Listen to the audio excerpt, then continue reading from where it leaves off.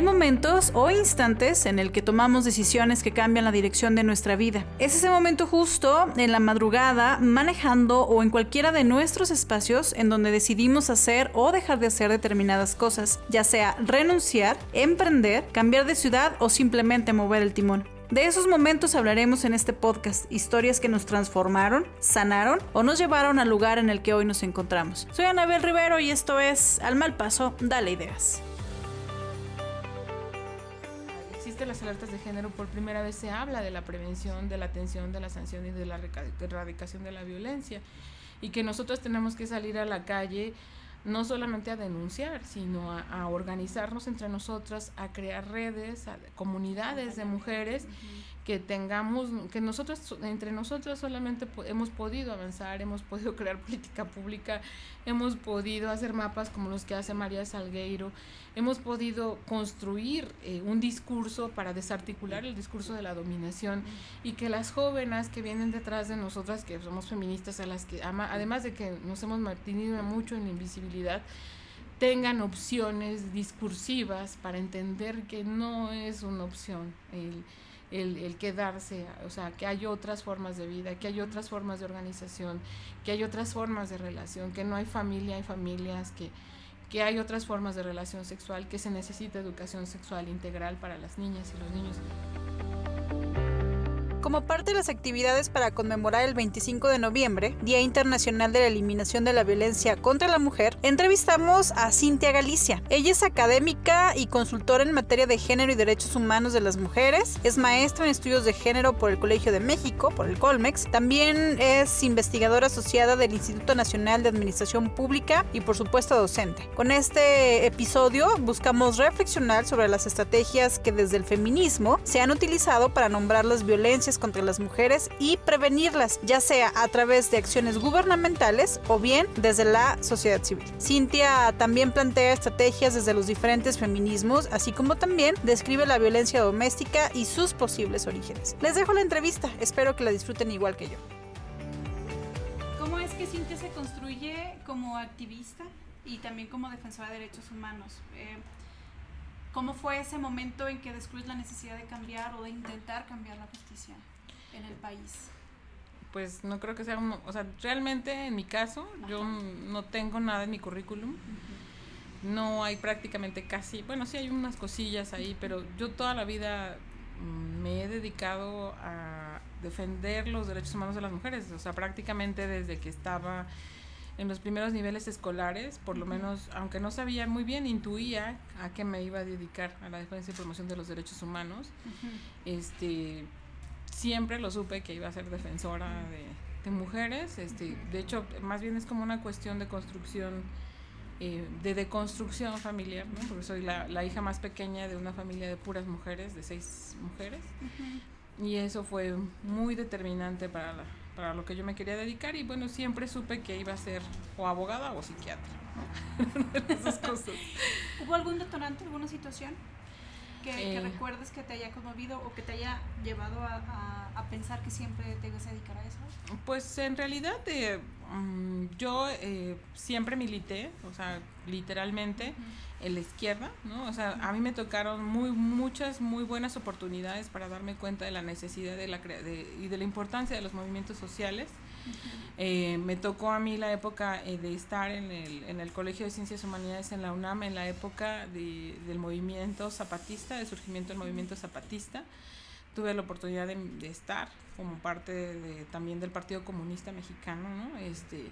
Militando con las Juventudes Socialistas de México, y pues desde ahí yo me di cuenta que pues no sé, el movimiento social era un movimiento social que tenía pues una carencia, y era la carencia de identificar pues los problemas que vivíamos las mujeres desde ese entonces. De hecho, pues en mis lecturas de marxismo y de filosofía, porque además de estudiar derecho estudié filosofía, pues yo me daba cuenta de que me hacía falta, que había una parte de la teoría que no estaba, ¿no? O sea, eso me quedó claro, y de hecho mis primeros profesores de la Facultad de Derecho que me empezaron a dar libros de feminismo, pues ya notaban una actitud feminista en mí, aunque no hubiera tenido una formación teórica feminista. Entonces prácticamente desde la prepa del CCH desde la universidad. Mis compañeras y compañeros de la universidad me recuerdan como feminista, o sea, sin formación teórica a los 18 años,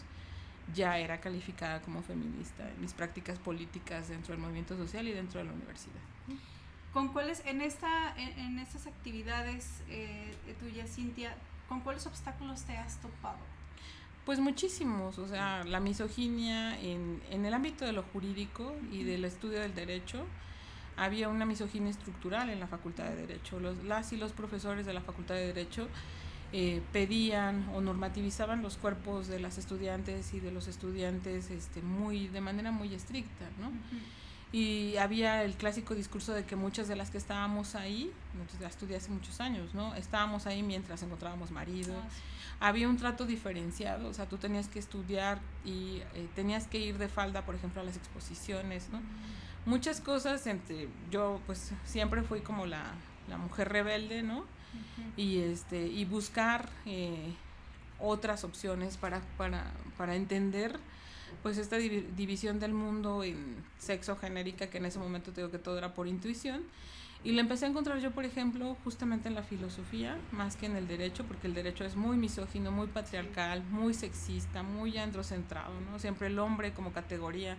Todos los libros de derecho estaban escritos por hombres, entonces empecé a buscar dentro de este ámbito a ver quién. Fue muy difícil, de hecho mi tesis de la licenciatura la dirigió un hombre y fue sobre pueblos indígenas, ya sobre feminismo, pero era esta idea de buscar en la diferencia, en la multiculturalidad, algunas explicaciones a la vulnerabilidad de los cuerpos de las mujeres, que pues yo ya desde entonces intuía y no tenía la formación. Fue justamente en la Facultad de Filosofía donde empecé a encontrar algunas mujeres activistas.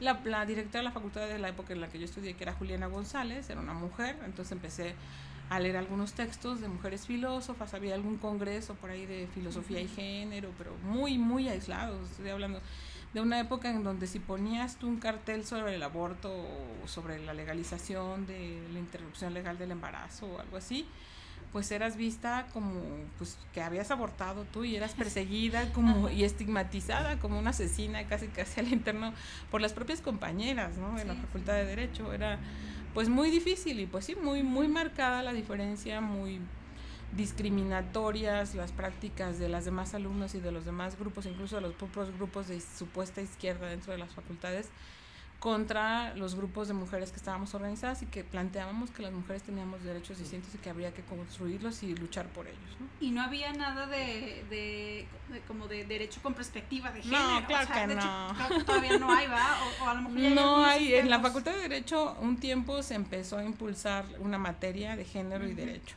¿no? Pero no se logró, no hay una materia de género y derecho. No es obligatoria la formación, hay una especialidad en la Facultad de Derecho, en el posgrado de la Facultad de Derecho, pero no hay formación en género para las abogadas en términos obligatorios prácticamente en ninguna escuela, no de México ni de la UNAM, sino del país, ¿no? País, exacto. Uh-huh. Cintia, suena muy paradójico, pero desde tu punto de vista, ¿por qué las mujeres corren mayor peligro en casa que en la calle, que en los espacios públicos? Pues tiene que ver con la reproducción, digamos, de los roles sociales y de género y del estatus, digamos, que la mujer tiene. Y cuando me refiero a estatus es el poder que tiene la mujer de modificar esos roles sociales y de género, ¿no? De las resistencias que puede oponer a eso en términos de poder tomar decisiones de no estar en la casa, de poder tomar decisiones de no realizar el trabajo doméstico, Entonces, la mujer no tiene el poder de tomar decisiones todavía, de no seguir el rol que le establece la sociedad de ser mujer.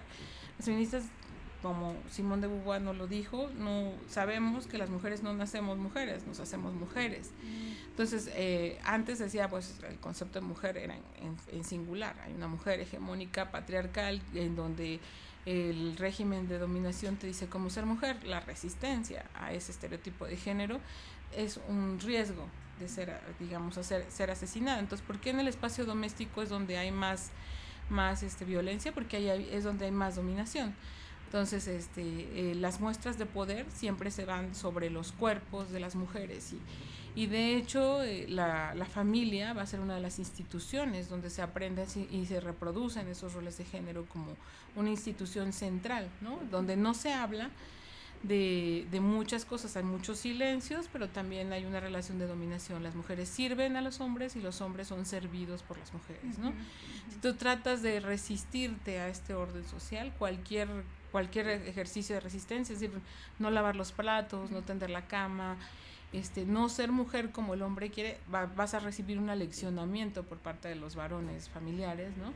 Y ese aleccionamiento es una práctica de control, y uno de los mecanismos más importantes para controlar el cuerpo de las mujeres es la violencia, ¿no? Entonces yo le llamo a eso el trinomio, ¿no? Que es un mecanismo de control, dominación y poder. Necesitan mostrar quién tiene el poder dentro del orden familiar y utilizan el mecanismo de la violencia para mostrar quién manda, ¿no? Y bueno, la dominación de las mujeres y la domesticación de las mujeres siempre ha sido a través de prácticas violencias, y de hecho el espacio del hogar se llama doméstico por eso, porque ahí es donde las mujeres somos domesticadas por los varones a través de la historia.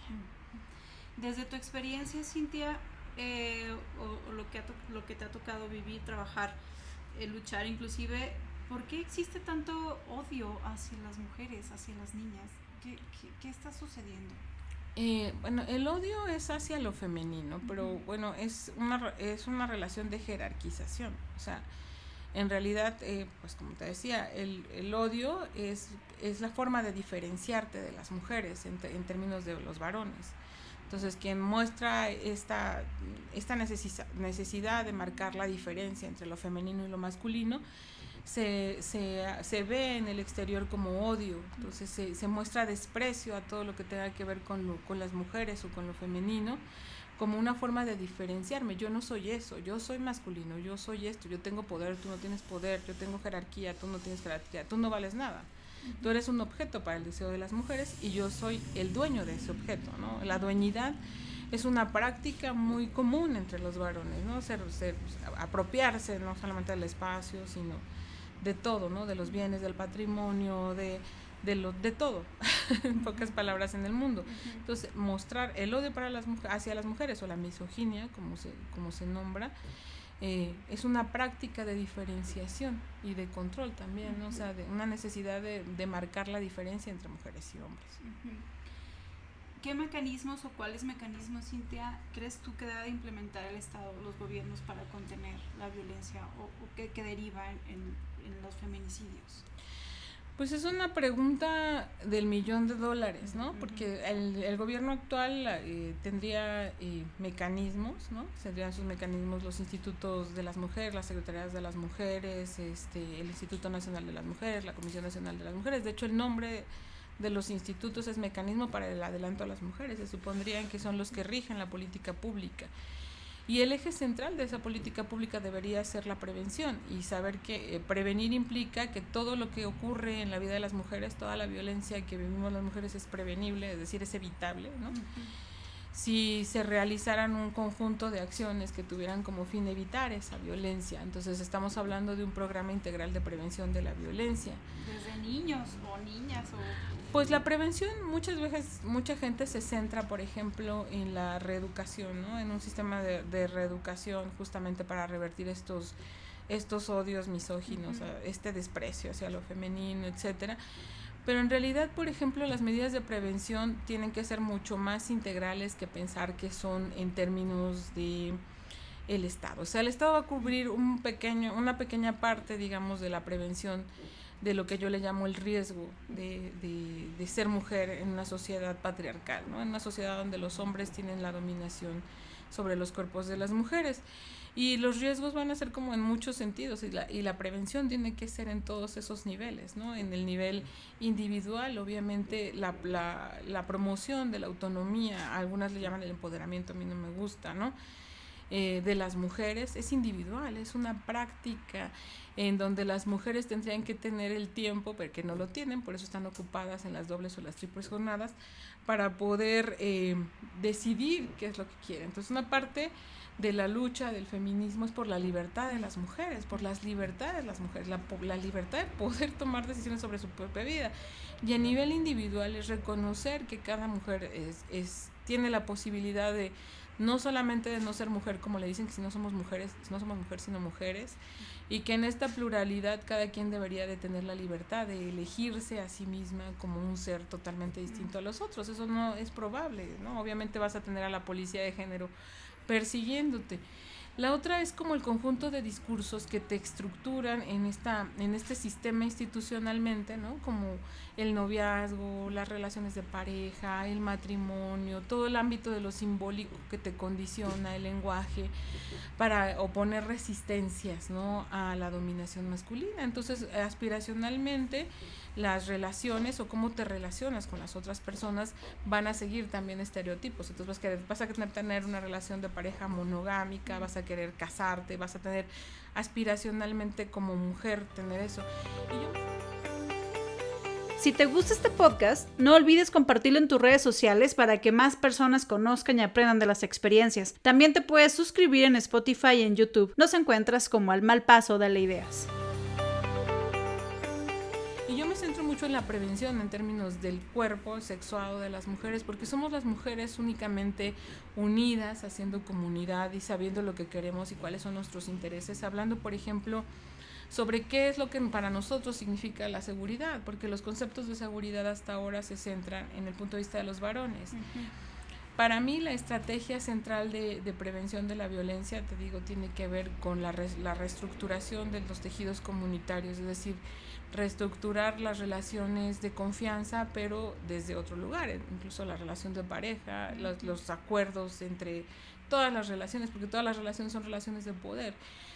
Reestructurar esas relaciones para generar acuerdos verdaderos de iguales, ¿no? De personas entre iguales. Para las mujeres aspiramos a ser consideradas igualmente humanas que los varones. Nos hace falta mucho para llegar a ese punto, pero pues en realidad nuestra respuesta central está en las redes comunitarias, bueno, obviamente se necesita una política pública integral que tome en cuenta el ámbito individual, el ámbito de las parejas, el ámbito de la comunidad, el ámbito de los roles sociales y de género, y la transformación de todas las instituciones, ¿no? Una estrategia preventiva debe de ser completamente integral y utilizar a las instituciones pues con fines políticos claros, de revertir la limitación a las libertades de las mujeres. Una forma de limitar la libertad de las mujeres es el miedo que las mujeres tenemos por la impunidad, ¿no? Entonces no sabemos si los perpetradores de la violencia son los vecinos, los compañeros de clase, y desafortunadamente lo son, porque la mayoría de la violencia ocurre en relaciones de confianza. Entonces, ¿cómo desestructurar eso? Pues las mujeres hemos dado mucha respuesta. Para nosotras como activistas, la prevención está en las calles, en salir a las calles y no guardar silencio respecto a ningún hecho que ocurra, o sea, pero para el Estado la prevención está en tener leyes eficientes, en tener políticas públicas integrales para la prevención de la violencia, en tener, por supuesto, presupuesto otorgado a esas leyes, en que los funcionarios públicos estén capacitados y capacitadas. Pues es una política integral, ¿no? Las alertas de violencia de género son como auditorías, yo las llamo como auditorías del estatus que tenemos las mujeres, no nada más de cómo se aplica la política, sino de nuestro estatus de ciudadanía. Entonces vemos a los estados respondiendo, no, aquí no se requiere. Entonces realmente lo que tú ves es el desinterés por que las mujeres estemos mejor.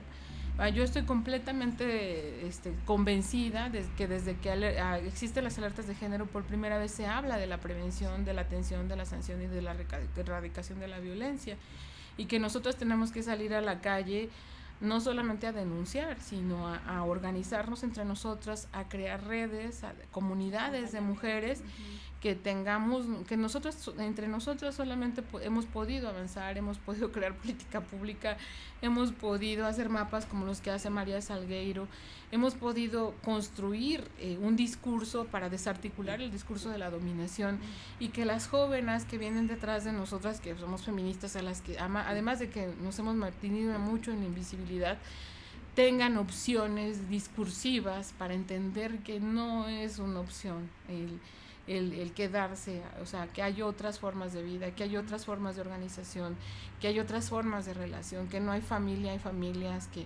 que hay otras formas de relación sexual, que se necesita educación sexual integral para las niñas y los niños. Hay muchas cosas que nosotros tenemos que salir a decir y a alzar la voz, y no vamos a dejar el espacio público, eso lo tenemos clarísimo. ¿Qué efectos, hablando del discurso, qué efectos tiene el discurso feminista entre la población y en la esfera pública? Pues depende de dónde estés, ¿no? O sea, en la Ciudad de México yo veo un afortunado movimiento joven, unas jóvenes haciendo feminismo, porque el feminismo no nada más es una teoría, y es una teoría muy compleja, hay que leer mucho más que los perpetradores de la violencia para tener un discurso feminista integral, para tener las respuestas a todas estas oposiciones, estas resistencias al cambio.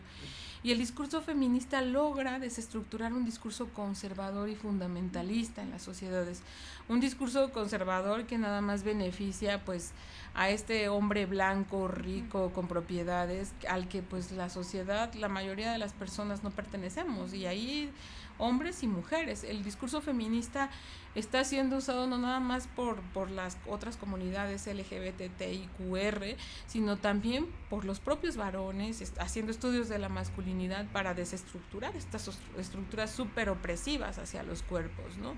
Nos queremos libres, decimos nosotras, o sea, nos queremos vivas, y queremos realmente, utilizamos este discurso, pero tienes que ser un discurso súper bien estructurado, súper bien estudiado, que nosotros podamos mostrar las estructuras en donde se domina. Todo es discurso, todo es lenguaje. De hecho, el lenguaje es a través, el sistema más fuerte de dominación, porque es a través del lenguaje donde se crean las teorías mediante las cuales se oprimen los cuerpos. Entonces va a haber una teoría sobre la teoría sobre esto, la teoría sobre lo otro, todas teorías opresivas de los cuerpos de las mujeres. No hay anticoncepción para los varones porque los varones no quieren investigar para que haya anticoncepción para los varones. Entonces todos los discursos son discursos de la dominación.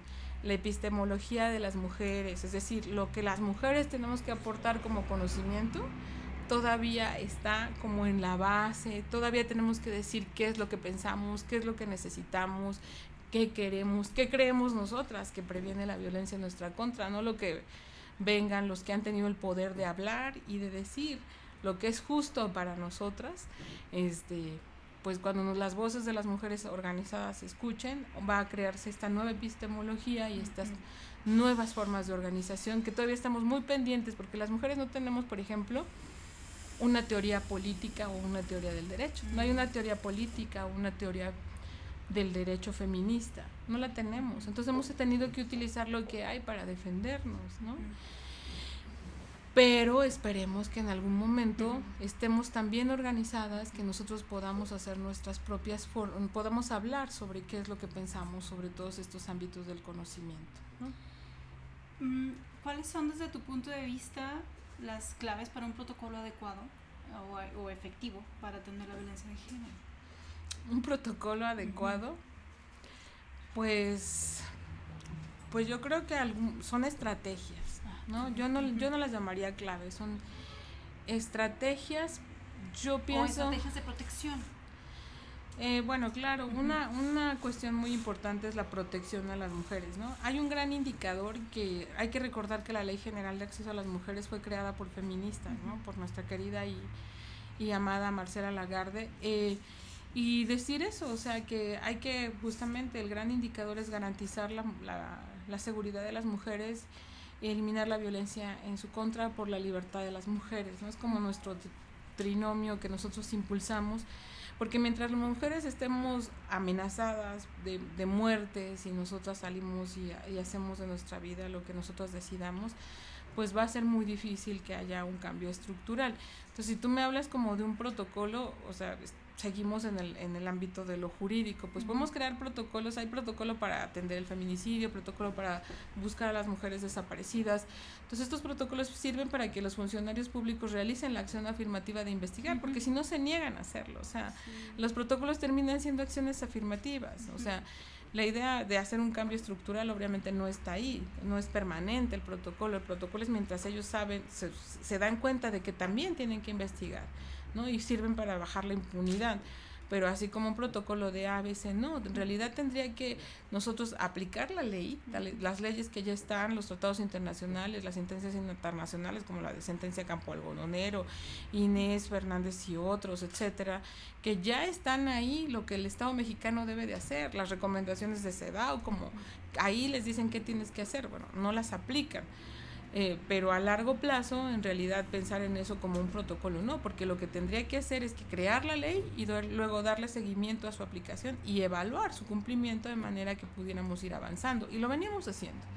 Este año va a ser el año de los peores retrocesos y la peor regresividad en materia de los derechos humanos a nivel nacional en muchísimo tiempo. ¿Por qué dices eso? Pues porque habíamos venido como, se publica la ley en el 2007, luego empezamos el proceso de implementación, difusión, luego se reglamenta, se crean los reglamentos de la Ley General de Acceso, de la violencia, que es mi tema de expertise, luego se aprueba la creación del delito de feminicidio, luego se hacen los protocolos de feminicidio, luego se crean los refugios para mujeres que viven violencia, se presupuesta, se aplican los presupuestos, ¿no? PAIME, Proequidad, etcétera, y de pronto cambia de un régimen a otro, vamos a ver un corte en donde creo que no se necesita no creo que no se necesite el presupuesto, o sea, no es una elección, todo ha sido producto de un montón de luchas, de un montón de gritos, de un montón de organización por parte de las mujeres, no hay ninguna concesión, el gobierno no nos concede nada, todo lo tenemos que cuidar, nosotros tenemos que estar atentas a ver si no otra vez regulan la prohibición del aborto en el estado de Zacatecas, porque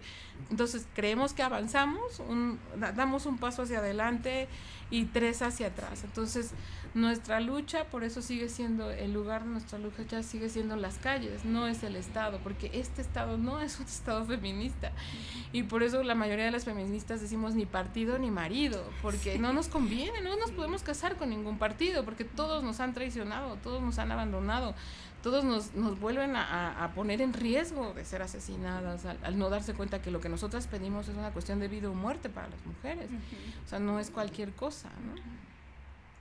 Cintia, ¿algún libro que recomiendes? Ay, bueno, mi libro favorito, yo la verdad hace mucho tiempo que ya no leo literatura más que literatura infantil ahora que tengo un hijo, pero bueno, a mí mis autoras favoritas obviamente son del feminismo jurídico, ¿no? Que es Catherine McKee, por supuesto Kate Millett. Ahora yo me he vuelto radicalmente abolicionista, entonces mucha de mi lucha está del lado del feminismo radical, por supuesto, y pues muchas de mis lecturas favoritas feministas pues tienen que ver ahí. Ahorita todas tenemos que leer obligatoriamente a Rita Segato, ¿no? Por supuesto a Silvia Federici. Y bueno, para ser feminista hay que leer teoría, o sea, también en la calle y en la casa hacer teoría, porque si no estamos comprendiendo lo que ya las otras nos fueron entregando y dejando, terminamos a veces con unos feminismos muy blanqueados que no corresponden a la poscolonialidad en la que vivimos las mexicanas y que pues nos dan indicadores o sea, hay cosas que no podemos aplicar porque estamos en otras realidades, entonces y hay que crear nuestro propio punto de vista sobre las opresiones que nos toca vivir en nuestra vida cotidiana. Interesante. Cintia, ¿ves televisión, series o alguna serie ahorita que está de moda, que la gente esté viendo series, alguna serie con verdadero contenido feminista que conozcas o que hayas visto o las series no son lo tuyo, digamos? Pues no, fíjate que una serie feminista no he visto en muchísimo tiempo, ninguna película feminista. La mayoría de las películas que nosotros podemos recomendar o ver tienen que ver con que veas las opresiones en la película, ¿no? O sea, el ponerte lente feminista ponerte lente feminista te implica que todo lo que ves, hasta Disney y hasta, porque yo les decía, tengo 7 años viendo puras películas de Disney, porque tengo un hijo, no he visto El Guasón, por ejemplo. Lo que sí hago es no ver cine de crimen, o sea, no veo cine, ni veo películas, ni Discovery, nada que tenga que ver con asesinatos, ni con asesinatos de mujeres, y, o sea, yo sí le huyo a la violencia en la televisión, ¿no? Entonces, ahorita yo he visto, por ejemplo, o sea, ayer justamente hablaba con mi hijo y me decía, no, pues ¿cuál es tu serie favorita, mamá? Y me hizo esta pregunta y yo le decía una caricatura que se llama The Low House, ¿no? Pero ahí está implicado el patriarcado, ¿no? El niño como el defensor, etcétera, y reproduces, y por más que yo trato de no ver con lentes de género lo que hay en la televisión, me parece inevitable, y un montón de amor romántico y un montón de cosas que en realidad siguen reproduciendo los estereotipos de género. O sea, hay una, por ejemplo, en sentido negativo, series terribles que están en Netflix, como la de You, ¿no? Donde es la apología del asesinato de un acosador de mujeres, El tiempo entre costuras, la apología del amor romántico.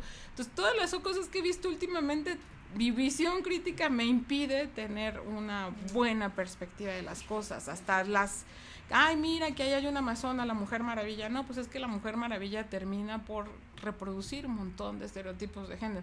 Entonces, pues pobre de mí, porque termino siendo tan crítica que soy la mala amiga feminista que no deja a nadie disfrutar ni de las canciones y de los propios alumnos. Yo, pues, que oyes la Martina, bueno, yo que soy medio norteña, digo, bueno, la corrida de la Martina la asesinaron, la tal la asesinaron, ¿no? A la otra, la Flor de Capomo, ¿por qué le piden la silla que la traiga para que se siente la mujer? Le están enseñando a las adolescentes a que le sirvan a los hombres.